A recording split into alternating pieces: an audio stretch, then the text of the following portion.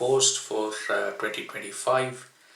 I wanted to talk about what we are seeing with the US economy. We are calling it the macro lie. So basically, the numbers are not believable. So what has happened is in the past, we always used to talk about, focus on the numbers, while the basically the narrative could be something else. But right now we have a situation where the macro numbers coming from the US are not believable. So that's what we're talking today. Um, on one side, we hear that the GDP is rising, but jobs are disappearing. So that's the graph that you see out here.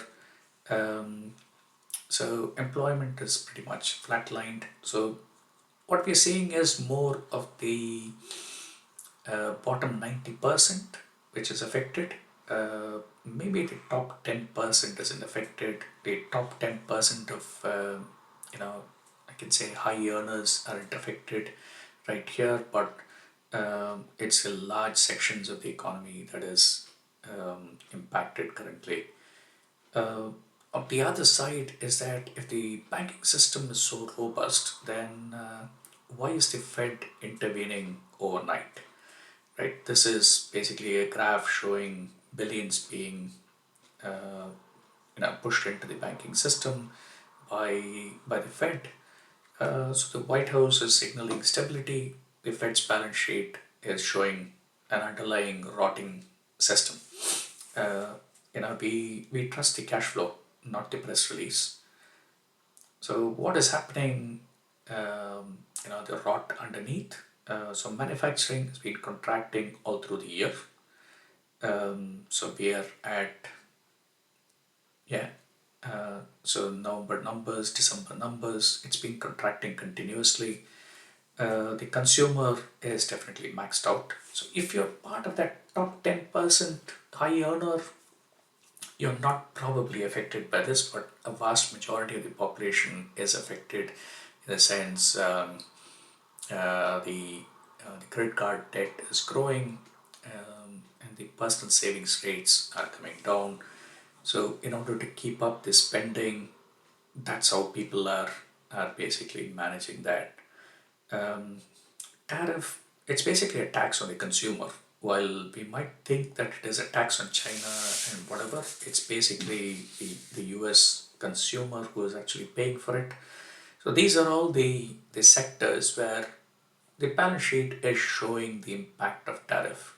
Consumer electronics, automobile, renewable technology, industrial materials, apparel, etc. Yeah. So what are we doing with it? Um, we don't trust the numbers anymore. Over the last month and a half or almost 2 months, we've been building our own models to predict um, what is the right numbers that we should be looking at. um, so basically the numbers don't match the reality. uh, while you might believe the hype with AI and tech and growth, etc., the reality is we are not in a growth phase. We are in a slowing, declining phase as such. So you could continue buying the brochure at a very high cost, but the reality is we are not doing that anyway. So our approach is, we look at the balance sheet. We don't focus too much on the hype.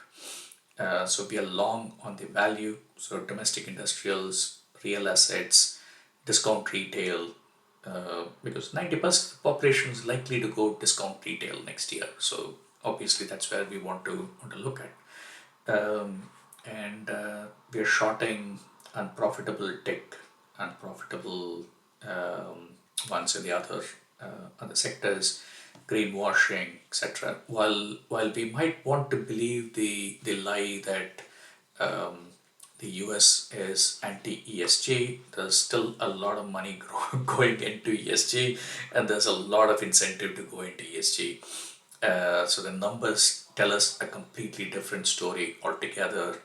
So don't believe the news, believe the numbers. That's it for now. Just wishing you a very happy new year from the Helix Research team. Thank you.